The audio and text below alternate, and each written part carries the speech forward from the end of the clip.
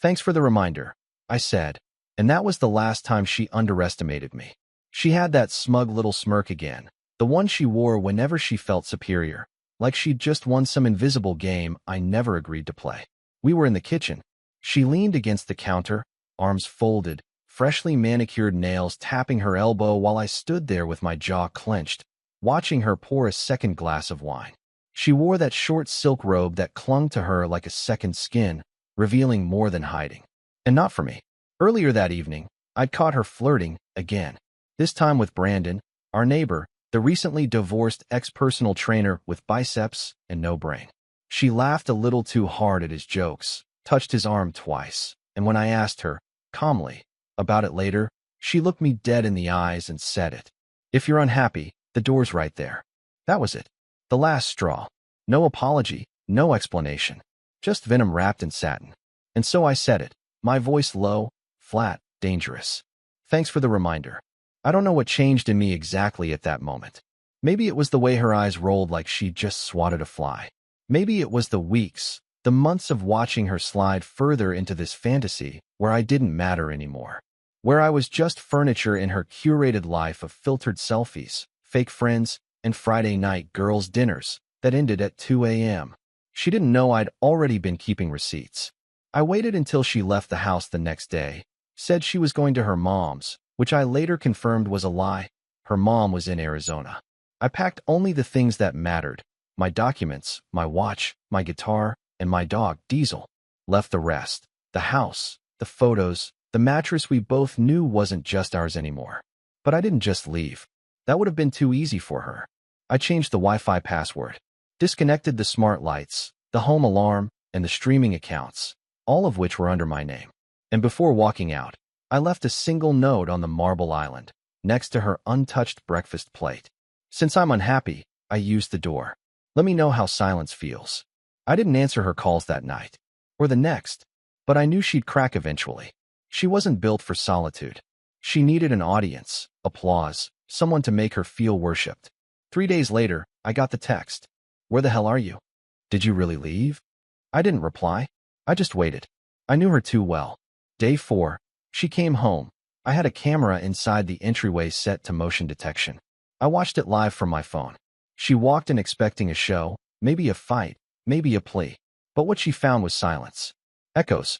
The soft creak of empty floors and the absence of Diesel's happy bark. Her expression cracked for the first time. She looked around like she couldn't place where she was. Like her kingdom had vanished. She called my name. Twice. Then she ran upstairs, probably to check if I'd really gone. She came back down slower, her phone in her hand, no doubt texting or calling someone.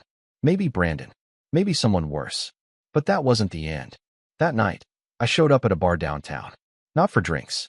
For answers. Because I hadn't just disappeared. I'd been watching. Planning. And I had something she didn't know about. A video. And in that video, time-stamped, high resolution, was my wife, Heather, in our living room, on our couch, doing things no girl's dinner could explain, with a man I hadn't even recognized at first. She was too arrogant to think I'd install a hidden cam after the third lie. Too confident in her performance to realize the cameras don't care about charm. Now I just had to decide how to use it. But first, I wanted to see her face when I told her I knew everything. And I wanted to do it in front of someone she'd never expect. Someone she couldn't lie to. Her father. I drove straight to her parents' house the next morning. Not the usual Sunday brunch kind of visit. This one was surgical. Her father, Daniel, had always been a straight-edge man. Vietnam vet, 2-time heart bypass, and the kind of guy who believed in honor more than comfort. He once told me, "If you ever hurt my daughter, I'll bury you myself." Funny how life flips the knife. When he opened the door, he looked confused. I didn't bother with small talk. Just stepped in, nodded, and said, "You need to see something." I pulled up the video on my phone and held it out. He looked at me for a long second, like trying to figure out if I was joking or drunk. Then he took it, watched 20 seconds, handed it back without a word, and sat down in his worn-out recliner like someone had just hit him in the chest with a shovel. "Who's the man?" he finally asked. "Don't know yet. Working on it." He closed his eyes. I could see the war inside him, the old-school rage fighting the bloodline instinct to protect. But he didn't defend her, didn't excuse her. That told me everything. Does her mother know? He asked. Not yet. But I'm not here for sympathy, Dan. I'm here because I'm going to confront her. And when I do, I want someone in that room who won't let her weasel her way out with tears and stories. He nodded once. Heather didn't expect to see me that afternoon. Definitely didn't expect to see me standing next to her father in their living room. Her heels clicked on the floor like gunshots when she walked in, holding a bouquet of white tulips, pretending like she'd just returned from the farmer's market. She froze mid-step when she saw us. Hey, she said, blinking too fast. What's going on? Sit, Daniel growled.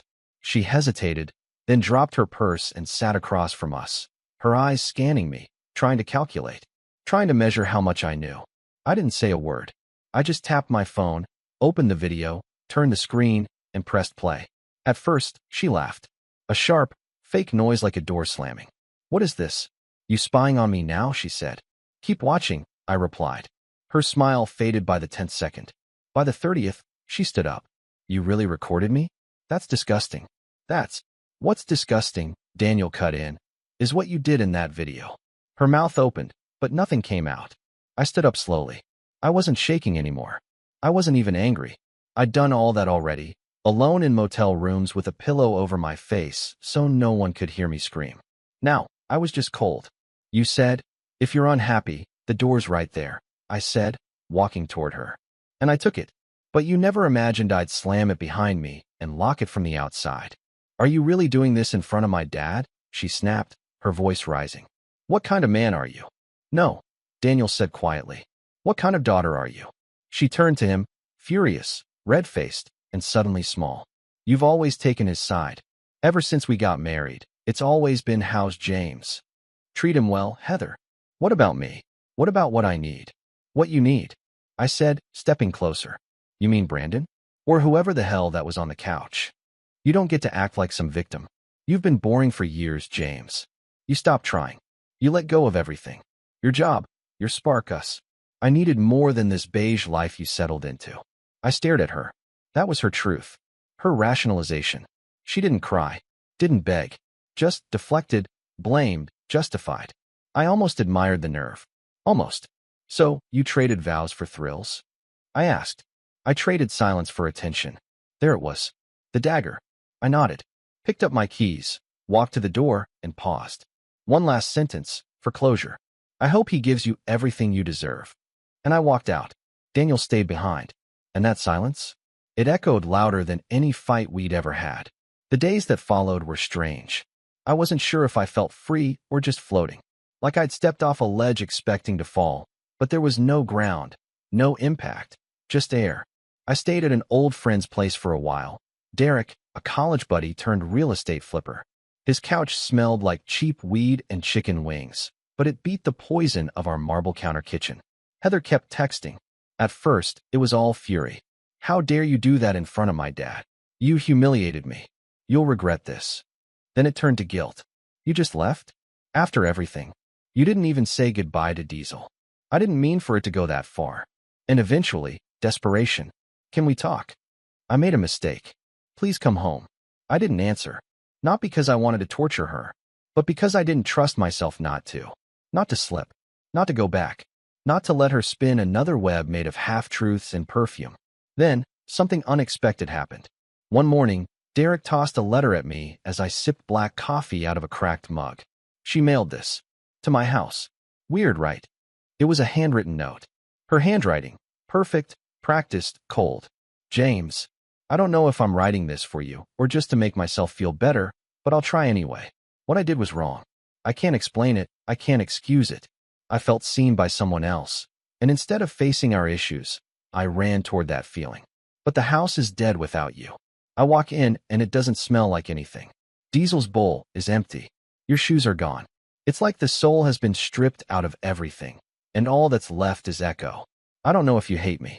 Maybe you should. But I still love you. I always did. Even when I did the worst thing to the person I loved most. There was a time when those words would have broken me. When I would have jumped in the car, raced home, thrown open the door, and clung to whatever version of us I could still salvage. But not now. Instead, I went to get closure. I texted her. Meet me at the old boardwalk. Tomorrow. Noon. She showed up 15 minutes late, Typical. Wearing that same faux innocent white blouse she used to wear when she wanted to charm her way out of trouble. But her smile didn't land this time. She looked tired. Less glossy. More real. We sat on a weathered bench facing the water, gulls crying above us like reminders of better summers. "I got your letter," I said. She nodded. "Did it mean anything?" "It meant you can still lie beautifully. Even on paper." She winced. "I'm not lying now." "Then tell me the truth," I said. "Who was he?" She didn't blink. "His name's Tyler. A client from work. It started out casual. A couple drinks. A joke about how boring married life is. Then, it just happened." "It doesn't just happen," I said. "You planned it. Lied about where you were. Made excuses. You looked me in the eye and told me you were visiting your mother when you were doing that." She looked down. "I know. You told me if I was unhappy, the door was right there. And you thought I'd never take it." She whispered, "I didn't think you'd have the guts." That line hit harder than any punch. I stood up. "See, Heather, that's your problem. You thought I was weak because I stayed. You never realized it takes more strength to walk away from someone you still love." She reached for my hand. I stepped back. "I don't want your touch. I just wanted to see if there was anything left in your eyes that reminded me of who you used to be." She didn't answer. I nodded once. "There isn't." And I left her sitting there, alone, on that bench by the water, surrounded by everything she thought she'd never lose. I didn't look back as I walked away. Not once. If I had, maybe I would have seen her crying. Maybe I would have seen her get up, call someone, or just sit there frozen in the guilt she finally let reach her. But I didn't care anymore. That was the difference. Not hating her, that took time. But not caring, that came suddenly. Like a door slamming shut in your mind. No drafts. No light coming through. Over the next few weeks, I rebuilt pieces of myself. Small ones first. Started waking up at 6 again, just to run. Not because I had to, but because I could. Bought fresh sheets. A new toothbrush. Got a haircut that didn't need her approval. Derek helped me look for a new place, and we found a loft on the edge of the city. Exposed brick, high windows, enough room for Diesel to stretch and snooze in the sunlight. One evening, as I was unpacking a box labeled Memories, I found a photo. Us in Miami. She had her legs over mine, laughing at something I whispered. My hand was on her knee. We looked happy. I almost tore it in half. Almost. But then I didn't. I put it back in the box, slid the lid on, and shoved it to the back of the closet. Not because I wanted to keep it, but because destroying it felt too much like admitting those years meant nothing. And they did mean something. Just not what I thought. She texted again one night around 1:14 a.m. "I saw your new place in your friend's story. Looks good. You look different. Happier." I stared at it for 5 full minutes. Then turned off my phone. That weekend, I ran into her at the grocery store. No makeup. Sweatshirt and messy bun. No heels. No performance. She saw me first and froze. I didn't stop walking. Just nodded. That was enough. But she chased me into the parking lot anyway. "James," she called. "Please wait." I turned. Calm. Collected. Silent. "I'm not trying to win you back," she said quickly. I wanted to say sorry. For real this time." "Okay," I said. I was stupid. I was selfish. I wanted to feel alive again, and I thought that meant something outside of us. "You didn't kill us in one night, Heather. You chipped away for years." She looked like she wanted to argue, but she didn't. "I miss you," she said. "That's not my problem anymore." She nodded, lips tight. And then she said the thing that should have broken me, but didn't. "He left, by the way. The guy from the video. Tyler. Said he wasn't into drama." I almost smiled. "You built a castle out of betrayal and thought the man who helped you lay the bricks would stay and play king?" She flinched. "You were never this cold. I was never this free." We didn't say goodbye. We just stood in the hum of car engines and blinking brake lights and let the silence speak louder than either of us could. She walked away first this time, and I didn't look back. A month passed. Then 2. I never blocked her number, but she stopped texting. Maybe she finally understood silence meant more than insults ever could. I didn't need closure from her anymore. I had taken it for myself.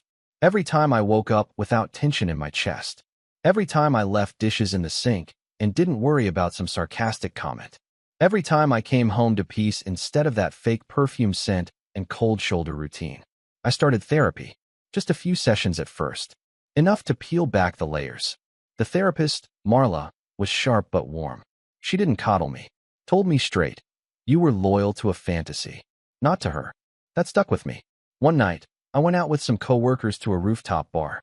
Laughter, dim lights, too many cocktails, but I didn't feel like an outsider in my own life anymore. I wasn't the guy wondering where his wife was.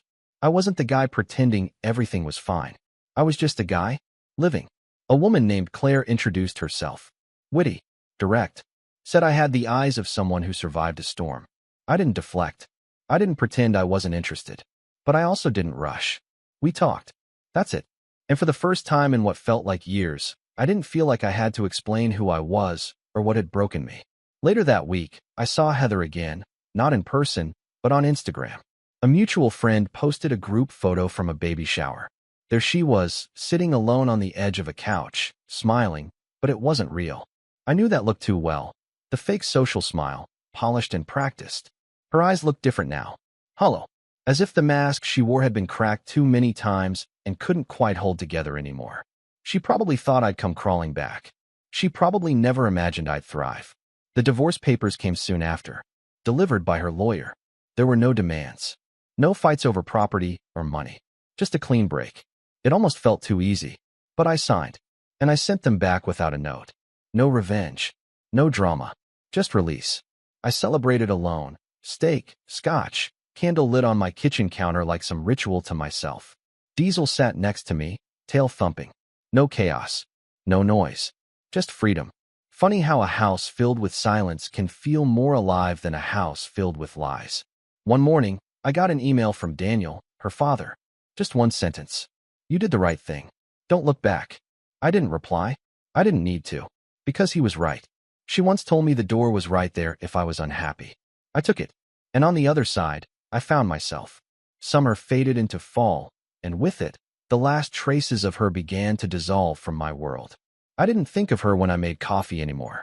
Didn't pause at red lights remembering her laugh. Her ghost had stopped haunting the corners of my life. She was becoming what she deserved to be, a lesson, not a chapter I'd reread. I got promoted at work. Led project analyst. It meant longer hours and more responsibility, but I didn't mind. It kept my mind sharp, gave me something that belonged solely to me. Something she never touched, never manipulated. And people started noticing the change. One colleague asked me, "What's different about you lately? You look lighter." I told her the truth. I stopped carrying dead weight. Derek and I still caught up once a week, usually over burgers and whiskey. He was the one who brought it up that night. "Would you ever get back out there?" he asked. "Out where?" "You know, dating." I looked at him for a moment. Not because I didn't know the answer, but because I realized I hadn't needed the question. "Maybe," I said, "but not the way I used to. No more saving anyone. No more fixing broken people hoping they'll love me better when they're whole." He nodded slowly. "That's growth, man." Later that night, I opened my closet and pulled out that box again, the one labeled memories. I didn't feel dread this time. No shaking hands. No lump in my throat. Just curiosity, like peering into an old attic in someone else's house. I pulled out the Miami photo, the one I almost tore. I stared at it for a long while, then finally said out loud, "Thank you." Not to her, but to the version of me that believed in us. That tried. Because he deserved closure too. I slipped the photo into an envelope, wrote the words "past life" on it, and tucked it in the bottom drawer of my desk. Not destroyed, not forgotten. Just shelved. Weeks passed. Claire, the woman from the rooftop, and I ran into each other again at a mutual friend's event. This time, she laughed at something I said. Genuinely. It was refreshing. No performance. No undertones. We exchanged numbers. I didn't overthink it. We went for coffee, then dinner, then walks in the park. No expectations, no masks. She asked once, "What happened before me?" And I told her, "A storm. One I walked through and didn't let drown me." She just nodded, held my hand, and didn't ask again. There was a peace in that. A few months later, I learned Heather had moved to a different city. Rumors said she was in a new relationship already. I didn't care. Not out of spite. I just didn't recognize her anymore. Not as someone who mattered. Not as someone who could hurt me. You see, when someone tells you, if you're unhappy, the door's right there, they think they're pushing you into the dark. What they don't realize is that outside that door, the light can be blinding. And if you're lucky, if you're brave, that light leads you home. It's strange how life moves on, not in a dramatic wave, but in tiny shifts. You start by changing the way you drink your coffee, then the music in your car. Then one day you realize you haven't thought about her in weeks. I was at the dog park with Diesel, tossing a tennis ball into the grass when an old friend, Marcus, approached me. He looked hesitant, the kind of hesitation that usually follows bad news. "Hey man, you got a minute?" We sat on a bench while Diesel chased squirrels like he owned the place. Marcus cleared his throat. I saw Heather. I didn't flinch, didn't tighten my jaw, just nodded. She looked rough, man. Like, really rough. She's living with her sister now, I think. Word is, she's not doing too well. I didn't say anything for a moment. Then I asked, "Did she mention me?" Marcus hesitated. "She said losing you was the worst mistake she ever made." I gave a dry laugh. "Funny. I don't feel lost. That night, I thought about her. Not with pain. Not with longing. Just observation. Like you'd remember a storm that once knocked out your power. Yeah, it happened. Yeah, it caused damage. But you rebuilt. Stronger." I opened a blank page on my laptop and began writing something new. Not just a journal entry. A story. A fictional one, maybe, but laced with truth. A man who learned that love without respect is a cage. A man who walked away from betrayal without shouting. A man who didn't need to burn the past, because he already outgrew it. It poured out of me. The pain, the clarity, the quiet dignity of healing. I wasn't writing for revenge. I was writing to remember what it took to come back to myself. And when I was done, I leaned back, closed the laptop, and felt something unfamiliar. Peace. Real, deep, earned peace. Not the kind you chase through apologies or begging or trying to make someone change, but the kind that comes when you finally understand that the door wasn't just your escape. It was your rebirth. Weeks passed. The air turned crisp. Leaves fell. Life kept moving, and so did I. I started finding joy in the smallest things. Cooking for myself, walking Diesel under amber skies, waking up to silence that felt clean, not cold. There was no more waiting for footsteps down the hall, no tension during dinner, no pretending. One evening, while grocery shopping, I bumped into an old mutual acquaintance, Rachel. She used to work with Heather back in the day. We exchanged a few polite words before she leaned in and said, almost whispering, "She still talks about you, you know. Says you were the best thing that ever happened to her." I nodded, pushing my cart forward. She was the worst thing that ever happened to me, and the best thing that ever ended. She blinked like she didn't expect the honesty. But it was the truth. I wasn't bitter when I said it. I was free. That night, I stood in front of the mirror for a while. Not checking my hair, not adjusting my shirt, just looking. Really looking. The man staring back wasn't the same one from a year ago. He stood straighter. His eyes were steady. His smile, faint but real. I whispered something to my reflection. We made it. It wasn't dramatic. It wasn't cinematic. But it felt final. Later, I lit a candle and opened that drawer one last time. The one with the envelope labeled Past Life. I held it for a few seconds, then walked to the balcony, struck a match, and burned it.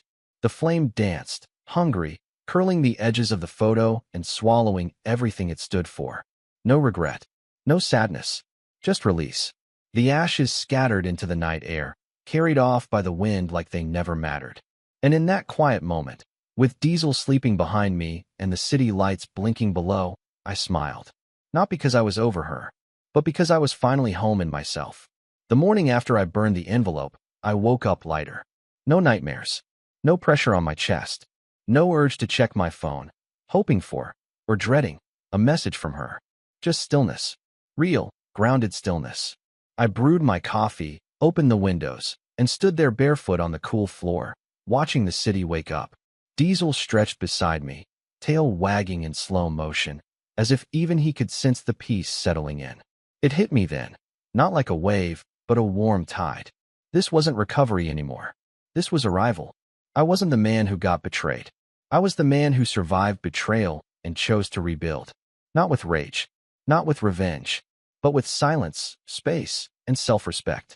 I left the pain behind, not because it stopped hurting, but because I got tired of giving it a seat at my table. In time, people forgot the drama. Friends moved on. So did she. But I never went back. Not even once. Because when someone shows you who they are, you'd be a fool to ask for an encore. The story didn't end with heartbreak. It ended with a man standing on his balcony, coffee in one hand, dog by his side, heart beating steady and whole again. And that door she told me to walk through? It didn't close behind me. It opened to the rest of my life.